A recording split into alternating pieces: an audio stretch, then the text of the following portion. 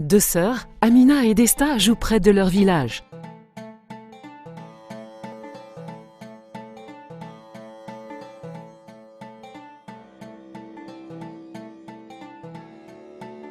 Est-ce que tu es triste?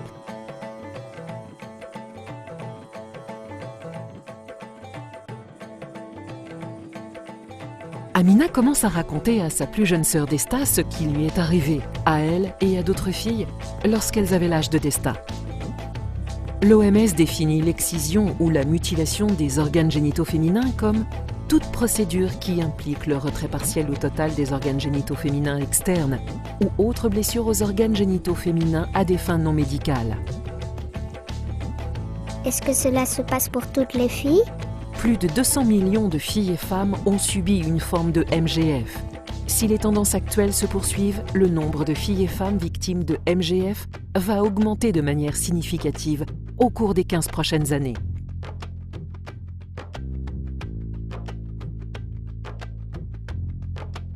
Est-ce que ça se passe partout, Amina? Les MGF sont surtout répandus en Afrique et dans quelques pays arabes, ainsi que de manière plus rare en Asie et en Amérique latine. Dans des pays comme la Guinée, le Mali et la Somalie, 9 filles et femmes sur 10 ont été soumises au MGF. L'excision est une violation des droits humains des filles et des femmes et une manifestation des inégalités profondes entre les sexes. La MGF a des conséquences à long terme sur les vies des filles et des femmes comme traumatisme psychologique, menstruation douloureuse, rapports sexuels douloureux, infertilité, infections urinaires répétitives. Les filles et les femmes qui ont subi une expérience de MGF éprouvent plus de complications pendant l'accouchement.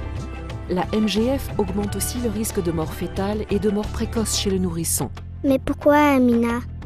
Pourquoi cela nous arrive-t-il à nous?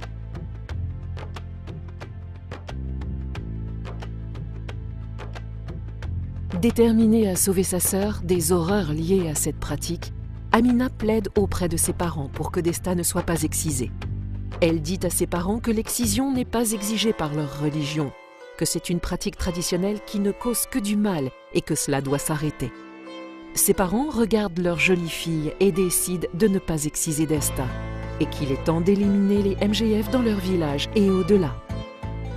Ils rassemblent la communauté et demandent l'aide des chefs traditionnels et religieux pour éduquer la communauté sur les effets nocifs des MGF. Après plusieurs discussions ouvertes, la communauté prend l'engagement public d'abandonner les MGF dans leur village. 10 ans ont passé et à présent les sœurs sont devenues de jeunes adultes.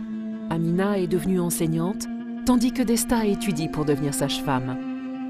J'aimerais vous présenter ma sœur, Desta. Elle a une histoire à partager avec vous. Lorsque j'avais votre âge et que ma sœur m'a d'abord parlé des mutilations génitales féminines, j'étais terrifiée à l'idée que cela pourrait m'arriver. Heureusement, je n'ai pas été victime de ces pratiques. En partie à cause de ces changements qui sont arrivés dans notre village et grâce au programme mondial contre l'excision. Depuis 2008, l'UNFPA et l'UNICEF ont mené conjointement le plus grand programme mondial sur la mutilation ou l'excision des organes génitaux féminins pour protéger les filles et les femmes, en accélérant l'abandon de la MGF et en offrant des soins pour ses conséquences. Selon une éducation générale et des séances de discussion publique, plus de 15 000 communautés dans 17 pays couverts par le programme se sont déjà engagées à abandonner les MGF. Plus de 21 000 chefs religieux et traditionnels ont fait des déclarations publiques, affirmant que l'excision n'est pas une exigence religieuse. Plus de 110 000 médecins, sages-femmes et infirmières ont été formés sur la prévention et le soin des MGF.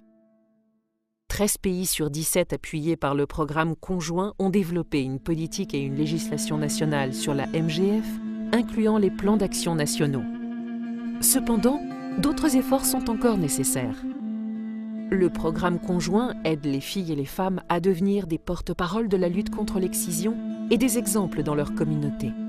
Tandis que les efforts se poursuivent par l'intermédiaire du programme conjoint, il faut que les pays confirment leurs engagements envers les droits humains et poursuivent l'adoption de lois condamnant cette pratique. Nous devons tous être prêts à défendre les droits humains des jeunes filles et des femmes. Le programme conjoint a besoin de vous pour accélérer l'abandon des MGF.